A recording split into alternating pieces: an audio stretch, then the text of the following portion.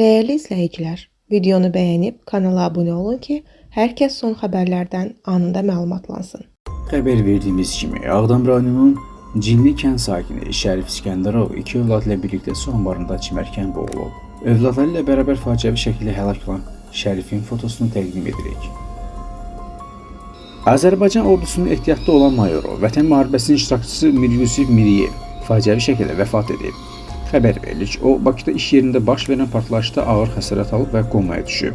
Mir Yusif Miriyev paytaxtdakı xəstəxanalardan birinə yerləşdirilib. Qazi 25 gün komada qaldıqdan sonra iyulun 1-də vəfat edib. Mərhum anadan olduğu Salyan rayonunun Xalaç kəndində torpağa tapşırılıb. Qeyd edək ki, 1978-ci il təvəllüdlü Miriyev Mir Yusif Miryavaroğlu Füzulinin azad olmasına görə, Suqovuşanın azad olmasına görə və cəsur döyüşçü medalları ilə təltif olunub.